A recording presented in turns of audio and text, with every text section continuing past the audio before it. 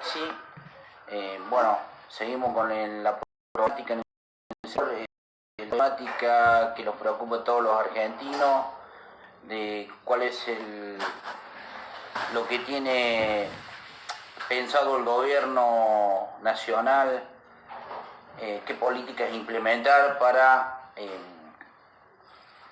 desarrollar nuestra economía que está parada, ¿no? En un ratito, en segundos, va a estar Ignacio Basélica Nebreda, del Frente de Todos. Para todos los seguidores, este señor del oficialismo nos va a decir cuál es su opinión, cuál es su punto de vista sobre lo que está pasando ahora en el país.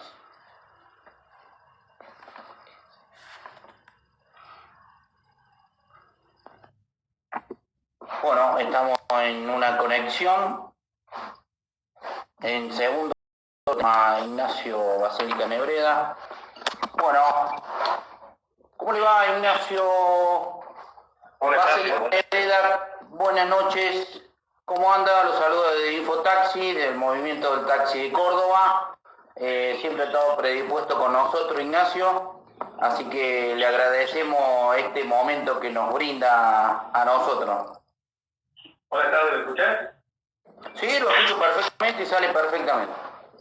Buenas tardes, gracias, buenas noches para vos y a todos los compañeros del taxi. Y acá estamos, aguantando la pandemia, haciendo cada día, viendo cómo transcurre este episodio novedoso, de carácter mundial, se pone ante una disyuntiva y ante un desafío de ver cómo estamos. Sí, Ignacio, estoy de acuerdo con eso porque lo sufre todos los países del mundo, están en recesión, las economías prácticamente paradas, caen las acciones de las empresas a nivel mundial. ¿Cómo ves vos la política que tomó Alberto Fernández con la postura de económica, donde los medios productivos no están funcionando y cómo puede afrontar el trabajador esto? Creo que no hay un manual para afrontar una pandemia de esta naturaleza. Nadie que hoy esté transitando en la Tierra ha visto o ha presenciado o ha sido testigo de una situación por la que estamos viviendo. Por lo tanto, las medidas que Alberto Fernández en la cabeza han sido claras en el sentido de que nosotros debemos poner por delante la vida de los argentinos y esa es la situación. Como hacer lograr sortear esta situación teniendo el menor daño posible en cuanto a vidas humanas se refiere. Y las medidas de tipo económico, social, me han parecido muy buenas y han logrado reunir la mayoría de la adhesión de todo el arco político y el social. Está claro eso. Pero una parte de la sociedad, por lo que se manifiesta en las redes sociales, que los sectores más vulnerables se los ayudó. Ahora el trabajador no se lo ha ayudado al sector privado como se esperaba, o va a llegar esa ayuda, Ignacio. La ayuda que se le ha hecho al sector privado, a los trabajadores, a los empresarios, es terminar esta pandemia con vida. Ese es el principal objetivo de las medidas de gobierno, es que la sociedad termine este flagelo, los argentinos, con la menor cantidad de víctimas posible. O sea, todo lo que se está haciendo tiene que ver con los trabajadores, con el sector productivo, con los jubilados, con los sectores más desprotegidos de la sociedad, y además en el ámbito de lo que son las políticas asistenciales, las políticas coyunturales, ha habido una batería de medidas, tanto para el sector formal como para el sector informal, que pretenden tratar de aminorar esos efectos negativos que en términos económicos va a traer aparejada este parate de la economía. Porque no es un parate de la economía, es un parate de la vida cotidiana, es una alteración de la cotidianeidad en búsqueda de lo que te decía antes, que se muera la menor cantidad de gente posible. El Estado es consciente también que tiene que contener a mucha gente para que no pase al estar en la economía, que no pase a ser pobre, para que no tengamos más pobres en este país. Lo que nosotros tenemos que tratar es que haya menos muertos. Por supuesto que si vos, para que haya menos muertos, menos familias destrozadas, menos lamentación en términos humanistas, tenés que poner un límite de la producción o el desarrollo de la actividad económica, por supuesto que va a traer consecuencias económicas, pero de las consecuencias económicas que puede traer aparejada esta interrupción de la actividad económica se puede salir. Lo que no se puede salir es de un país devastado, porque no solo las consecuencias van a sufrir los que terminen falleciendo, sino las familias y la sociedad en su conjunto. ¿Y el gobierno ha incrementado en materia sanitaria todos los utensilios para los médicos? El gobierno lo que ha hecho en principio fue, como primer medida, crear el Ministerio de Salud. No nos olvidemos que nosotros venimos de una gestión donde el Ministerio de Salud, que es el que aborda principal contención sanitaria, había perdido su rango y su entidad estatal pasando a ser una secretaria. Y después ha incrementado el presupuesto destinado a la pandemia en casi 1.000 millones de pesos. O sea, el esfuerzo ha sido enorme. Hoy se publicó en el Boletín Oficial un nuevo incremento en el presupuesto destinado al tratamiento del COVID. O sea, el esfuerzo que estamos haciendo todos los argentinos están haciendo un esfuerzo enorme. El Estado, como representación de ese conjunto, está haciendo un esfuerzo enorme para lograr esto que te decía, que dure lo que dure esta pandemia, la cantidad de víctimas sea la menor posible. Está claro eso, Ignacio. La otra preocupación nuestra es el tema de la deuda. A producto de la pandemia tenemos un déficit mayor porque hay menor recaudación, porque el sistema privado no está, el comerciante no puede pagar los impuestos. ¿Qué estrategia va a tomar el gobierno sobre eso? Porque al no recaudar, el impuesto a los ricos es un 10% de lo que va a tener el déficit. Yo creo que nosotros... Pero va a recaudar, ¿no? Sí, Claudio, a ver, lo que uno no puede prever son las consecuencias que va a tener en el mundo esta situación. Porque están afectadas tanto las economías pequeñas, medianas y las grandes economías. O sea, no vamos a tener nosotros la posibilidad de que te dice qué va a pasar después de esto. A niveles globales te está mintiendo, nadie sabe qué va a pasar. Lo cierto es que sabemos qué está pasando, cuáles son las medidas, y en materia de deuda la Argentina ha hecho un ofrecimiento. Un ofrecimiento que tiene por la quita de capital, la quita de intereses y la prórroga en el pago de la deuda. Y de hecho, si vos me decís vamos a hacer futurología, ¿cómo serían los efectos de esa propuesta? Hoy el riesgo país bajó 600 puntos. Se especula que esos 600 puntos que bajó el denominado riesgo país, se mide las posibilidades de pago que tiene una economía nacional, es porque los bonistas, que son los mercados, están viendo que la propuesta puede ser aceptada.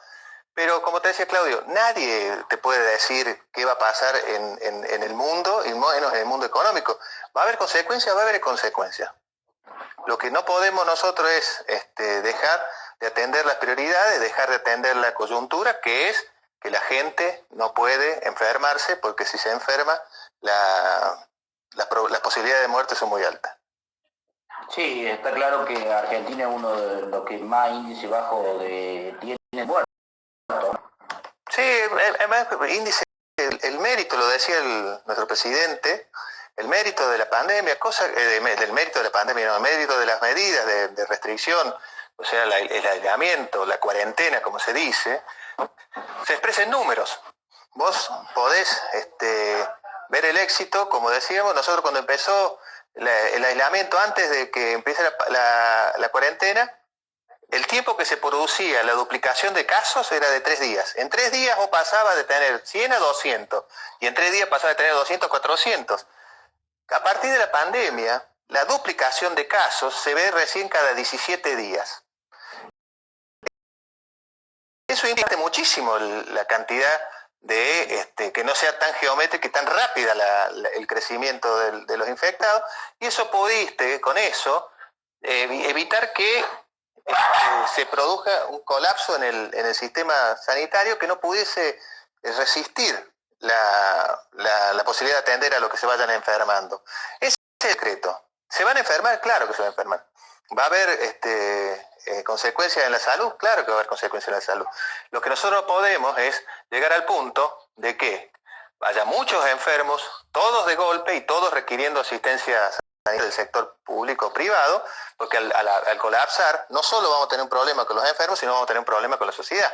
El caos y la desesperación nos va a ganar, y eso es lo que nosotros no podemos permitirnos como sociedad.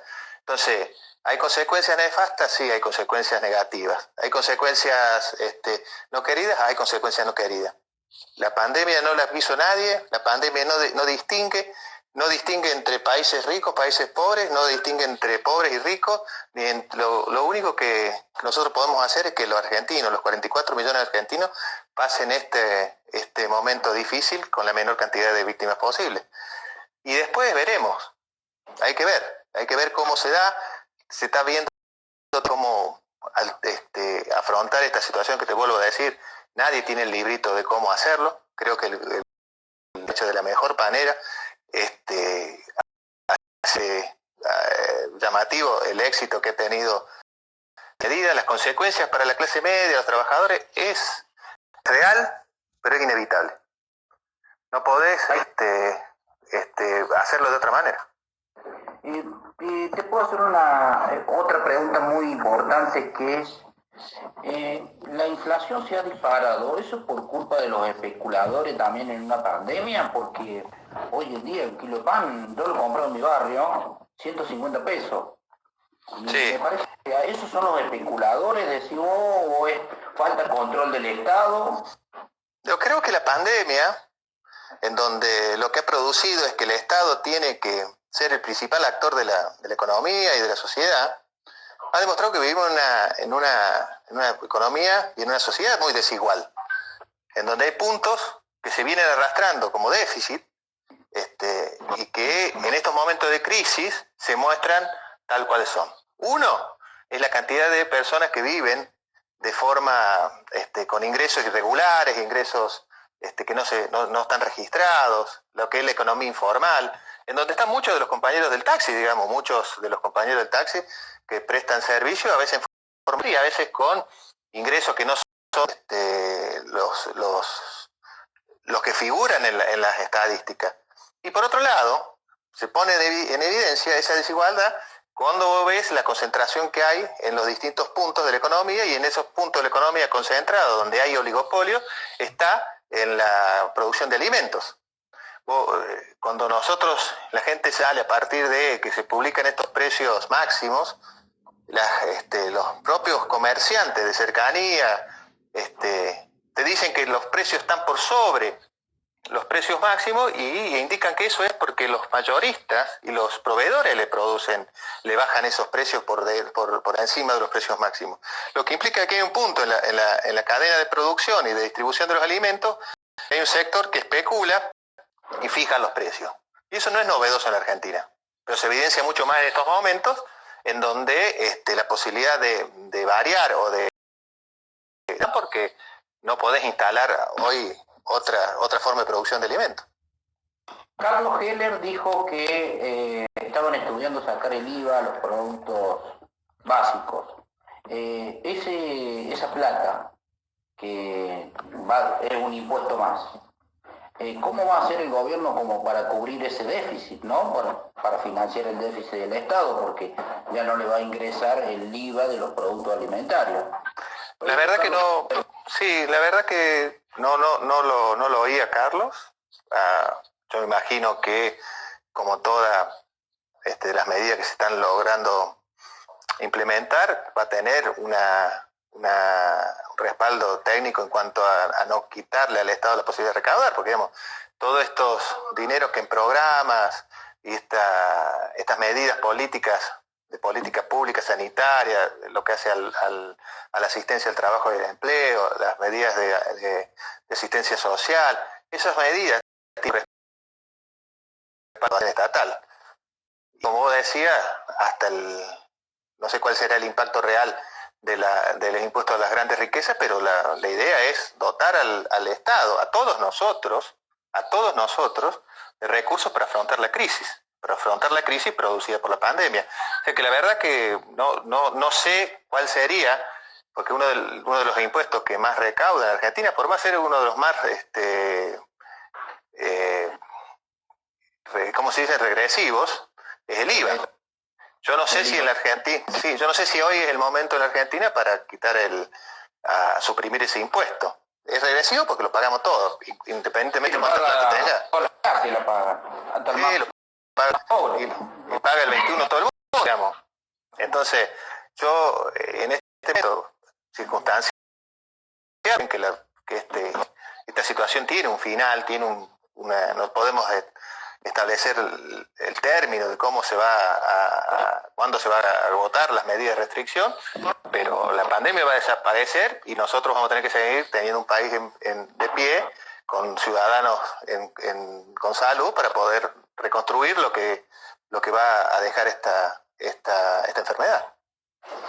Está claro, la política que, como dicen muchos, y yo creo que estoy de acuerdo, que el presidente cuidó a toda una sociedad, ¿no? Pero también va la economía de la mano con la salud. Te hago otra pregunta muy importante.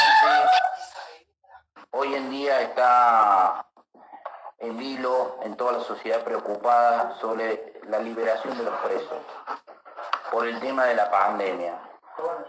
¿Cómo lo ves vos?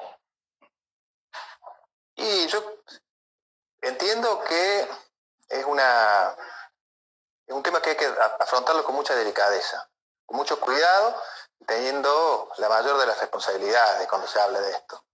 El Poder Judicial va a tener que hacerse cargo de llevar adelante. El Ejecutivo está haciendo, tratando de hacer lo posible para dotar a la sociedad de las herramientas que le permitan sortear esto.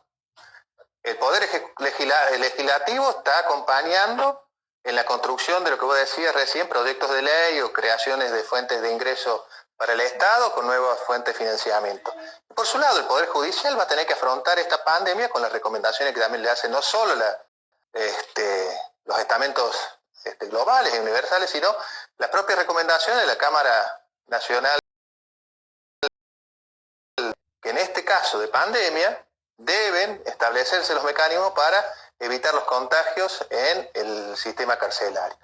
Entonces, el Poder Judicial va a tener que analizar cada caso en particular para ver cómo hacen para lograr que haya la menor cantidad de hacinamiento posible en las cárceles.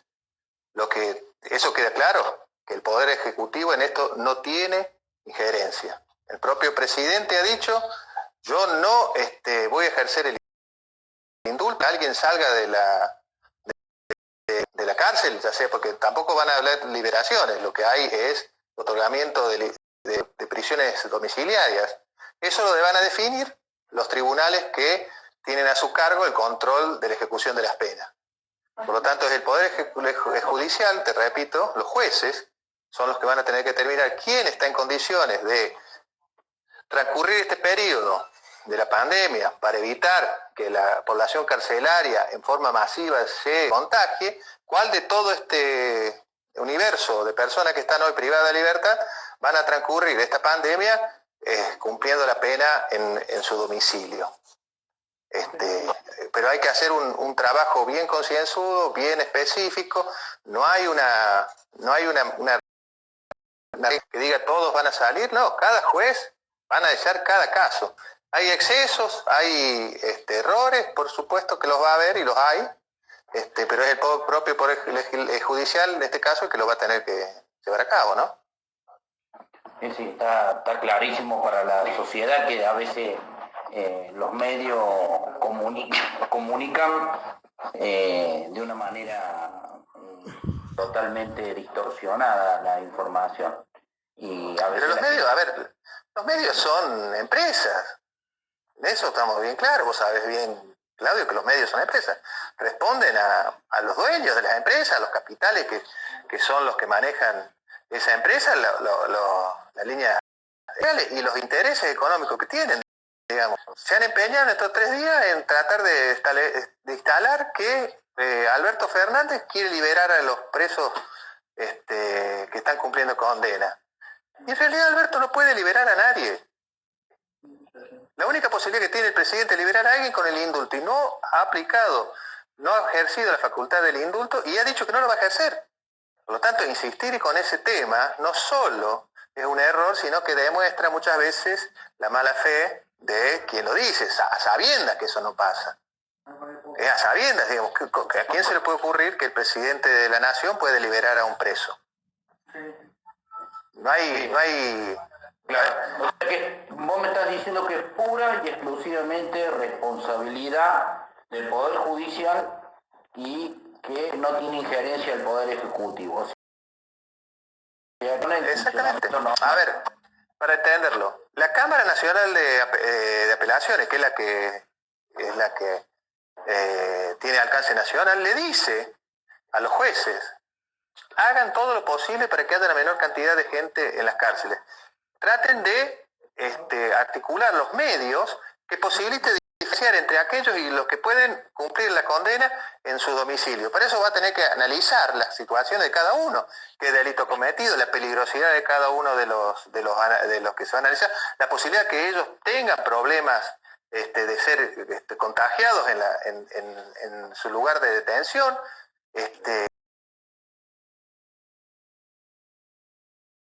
al otorgamiento de este beneficio de la prisión domiciliaria a personas que han sido condenadas por delitos de lesa humanidad, en donde no se le podría prever la posibilidad de... La cárcel es efectiva en este caso. O, por ejemplo, violadores que lo han puesto cerca de los domicilios donde estarían las familiares de su víctima. Pero esos son...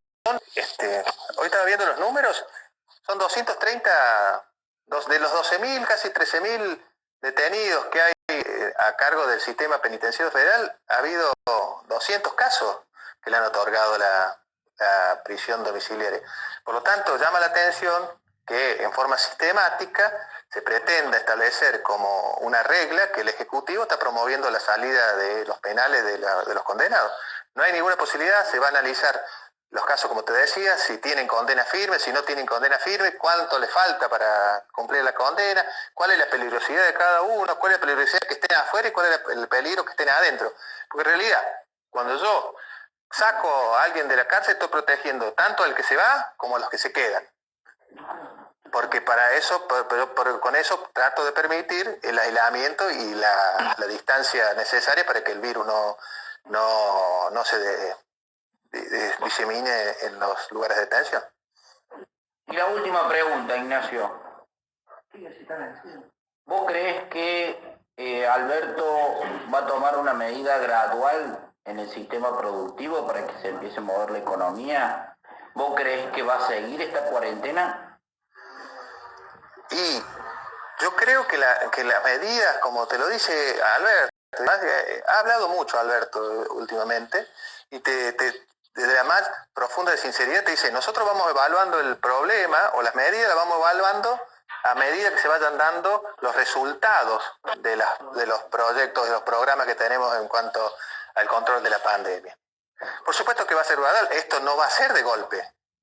¿Por qué? Porque hoy, si dijera yo libero todas las actividades, todavía falta el escenario más crítico en términos climatológicos, que es el frío, donde se provocan las temperaturas más bajas. Entonces hoy pensar que va a haber una liberalidad en términos de... no creo que lo tome, lo está diciendo permanentemente, va a seguir las recomendaciones de los técnicos que lo asesoran en el tema, está rodeado permanentemente y consulta con profesionales de la medicina, de la ciencia, que le van desde hasta matemáticos, porque esto que te explicaba yo, de decir, ¿cómo hacías vos para ver la medida? Y bueno, ¿cómo se duplican? ¿En cuánto tiempo se duplica la cantidad? Eso es matemática pura, o sea, que hay desde epidemiólogos hasta físicos, químicos, matemáticos, todos tratando de aportar los conocimientos técnicos y científicos a una situación que, vuelvo a repetir, no estaba prevista, no está querida por nadie, nos agarra en un momento de que ya veníamos atravesando una crisis muy grande, la recesión, el problema del desempleo, el problema de la inflación, el problema del control de precios, el problema de la falta de trabajo, el problema de la desocupación existía, y en esa situación grave para la economía y para la sociedad argentina, nos toca el coronavirus. Entonces te llena de incertidumbres. La única certidumbre que tenemos es la certeza. Nosotros se preocupa por los hijos de nuestros hijos y por nuestros viejos. Se preocupa por la sociedad y te dice, mira, seguro que va a haber más pobres que antes, en términos estadísticos. Seguro que va a haber más problemas económicos, sobre todo para los grandes, para las medianas y pequeñas empresas, para los cuentapropistas.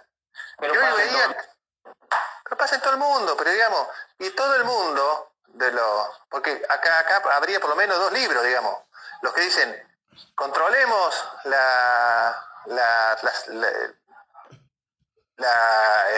controlemos a través de la cuarentena la movilidad de la gente, y los que liberemos no hagamos nada. Ya vimos qué pasaron, no me lo tienen que contar o pensar cómo sería si no hubiésemos tomado las medidas que tomó Alberto. Hay que solo ver qué pasa en Brasil, qué pasa en Estados Unidos, qué pasa en Inglaterra, qué pasó en Italia. Eso no hubiese pasado. Que hoy estaremos contando de a miles los muertos. En la Argentina, por suerte, ¿cuánto estamos hoy? ¿En 200 muertos? 200 muertos, sí, 200 muertos. Entonces, eso es claro. Tenemos una situación y pone por delante de cualquier interés sectorial el beneficio de todos, porque acá con la cuarentena se benefician todos, Se benefician los trabajadores, se benefician los productores, se benefician los ricos y los pobres. Con la caída de la actividad productiva también se perjudican todos. El Estado lo que está haciendo es tratar de ir hacia los sectores que más se perjudican con la caída de la producción, con la parate de la economía, con la falta de consumo, con la falta de trabajo. Y hoy se publicó la posibilidad de que los autónomos y los monotributistas pudieran acceder a través de la tarjeta o a través de los bancos a un crédito a tasa cero, que en realidad no es tasa cero. El Estado va a pagarle al banco la tasa y los gastos administrativos. Entonces, hoy un taxista, o un propietario de un taxi o una empleada de taxi, ya sea monotributista o autónomo, podrá ir a través de su tarjeta de crédito o al banco que tenga a mano y pedirle otorgamiento de un crédito para pasar este tiempo. ¿Cómo hace? Y se presenta, entra a la página de la AFIP y va al ítem. Se han sacado el programa de asistencia al trabajo y la producción, donde se le concede a las empresas que pague el 50% de los salarios. Se ha incrementado la cantidad de asignaciones no remunerativas a las empresas productivas para que los trabajadores que no prestan servicio durante los 60 días que se estima que faltan todavía sean pagados por el Estado. Se ha establecido una serie de incrementos del ingreso familiar de emergencia. Vos tenías una previsión de casi 3,5 millones para acceder a la IFE y terminaron siendo 8.700.000 los que el Estado se tiene que hacer cargo de darle y ponerle en el bolsillo un poco de plata para que puedan transitar esto. El esfuerzo ha sido enorme. El enorme esfuerzo que hemos hecho entre todos va a terminar dando frutos si nosotros entendemos que esto no es joda. Esto no es algo que estaba previsto, esto no es algo que nosotros podamos decir no pasa. Pasa. Y es gravísimo. Porque si nosotros nos descuidamos, la enfermedad avanza, y si la enfermedad avanza, avanzan los casos que van a estar dentro del sistema sanitario, van a avanzar, van a colapsar los servicios de asistencia, sobre todo las unidades de terapia intensiva, y cuando nosotros lleguemos a ese punto, el caos es total. Y nos vamos a acordar, che, mirá la economía, sí, pero hoy no tenemos posibilidad. Si vamos a hacer eso, la misma economía también se va a terminar colapsando por esto. Porque si vos decís, yo cuando digo que no voy a trabajar, que no vayan a trabajar los trabajadores de las pequeñas y medianas empresas, por supuesto que jodés a las pequeñas y medianas empresas, se produce un perjuicio. Pero si se enferman, ¿qué haces? Es preferible que no vayan a trabajar en las actividades que entiendan que no son esenciales, que no vayan a trabajar porque se queden en la casa y el Estado le pague el 50% del salario, a que no vayan a trabajar porque están todos enfermos, porque van a estar enfermos los trabajadores de esas pymes, van a estar enfermos los parientes de los trabajadores de esas pymes, van a estar enfermos los vecinos de los trabajadores de esas pymes, y de esa no se sale, y los dueños también, porque los dueños van a las pymes. Entonces dicen, no, hay que levantar la cuarentena. ¿Quién te dice que levantes la cuarentena? Es los que no van a la fábrica. Los magnates que están en los lugares que no está la producción, digamos. Eso es lo que a mí me preocupa, es el trabajador de a pie, el tachero, el comerciante, el pequeño comerciante, y ahí ha habido líneas de crédito. Aquel que tiene trabajo a su nombre puede acceder al programa de asistencia al trabajo y la producción, puede acceder a este tipo de créditos de tasa cero para poder transitar la cuarentena. Ha habido una serie de medidas, muchísimo del PBI se pusieron a disposición para el tratamiento de la pandemia, pero lo hemos hecho entre todos. Y nada vale si nosotros hoy, a mitad del río, nos relajamos. Una síntesis cortita. ¿Qué te pareció cómo se ha comportado en esta cuarentena la oposición? Yo creo que uno de los datos de esta cuarentena es que la oposición no es una sola, que hay una crisis de conducción o pretendida conducción de la oposición. Hay responsable acompañando las medidas. Vos mismo me comentabas el otro día cuando charlábamos que no todo el bloque de la mayoría de la oposición, porque acá entre las oposiciones hay distintos bloques, no todos los miembros integrantes de esos bloques piensan igual. Yo creo que la sociedad está dando cuenta de que es tiempo de trabajar y pechar todos para adelante. Acá no gana el Frente de Todo, no gana Cristina, no gana nadie. Sí, lo dijo Wanda. Bueno, entonces no todos juntos por el cambio lo mismo. Hay quienes como los que, sobre todo los que están con responsabilidad, porque una cosa es hablar sin la responsabilidad de gestionar, sin la responsabilidad de que haya vecinos que se te enfermen, vecinos y amigos que se te enfermen y pierdan lo que tienen, los familiares, que trabajar desde afuera. De afuera la irresponsabilidad es mucha. Entonces ves personajes, sabemos quiénes son. Y vos decías, che, las redes, ¿cómo funcionan? Vos sabés bien cómo funcionan los trolls. ¿Sí? Entonces, vos sabés bien de qué se trata. No es toda la misma oposición, hay una oposición responsable que acompaña, y vos los ves porque están en cada una de las medidas que se toman, están acompañando, y hay otros que atrasan mucho y quedan en evidencia cada vez que pueden. Ignacio, muchas gracias por darnos este momento, por atendernos, y cada vez que te llamé o por algo, siempre me atendiste, estuviste predispuesto, eso te lo recuerdo de tu en el sindicato. Muchas gracias, y para un llamado siempre me atiende bien para solucionarme algunos problemitas, Ignacio, así que... Ya sabés que es un gusto para mí. Sí, cuento con ustedes cuentan conmigo, yo me siento muy cómodo entre trabajadores y quería aprovechar la oportunidad, ahora faltan poquitas horas para que festejemos, conmemoremos el Día del Trabajador.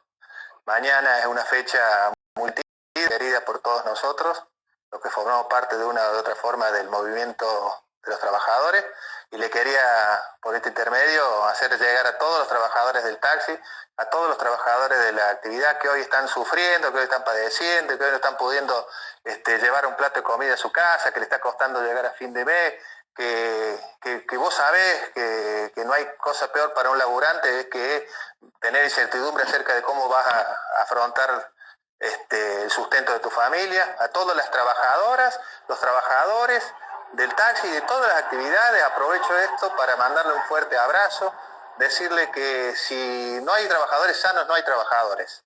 Si no hay economía, si no hay trabajadores sanos. Nos damos cuenta que si los trabajadores trabajan en la Argentina no funciona. Hoy nos damos cuenta que la verdadera motor de la producción en Argentina son las manos y la capacidad de trabajo de cada uno de los trabajadores que prestan su servicio todos los días. La economía no es magia, la economía no es especulación, la economía, cuando vos te das cuenta ahora en estos tiempos de que es indispensable los trabajadores en la producción, los trabajadores en los servicios, y son los trabajadores los que ponen el cuero, son los trabajadores que siempre dan la cara, porque ¿quiénes están? Los servicios como los taxis, como los colectivos, son los trabajadores. Son los trabajadores que arriesgan su salud y la salud de sus compañeros, de sus compañeras, de sus hijos y de sus familiares, porque hacen frente a esa obligación que es cumplir un servicio esencial. Los trabajadores de la salud, los trabajadores de la alimentación, los trabajadores que hoy están trabajando para que la Argentina, como pueda transitar este momento que no es que alguna vez va a terminar. Y cuando terminemos, cuando pasemos esto, los trabajadores nos vamos a tener que dar cuenta que unidos siempre podemos más. Nos tenemos que dar cuenta de que la economía pasa si los trabajadores trabajan. Así que te mando un fuerte abrazo, te agradezco siempre la atención que tenés conmigo y el respeto y la comprensión en cada una de las charlas que nosotros mantenemos. Gracias. Bueno, gracias. Y a Carmen la vamos a citar a nuestro estudio cuando pase todo eso, ¿no? Sí, ahí está Carmen también. Saludo también. Gracias, Ignacio. Ignacio Nebreda, en Infotaxi, para los compañeros, para todos los que nos siguen, del Frente de Todos. Gracias.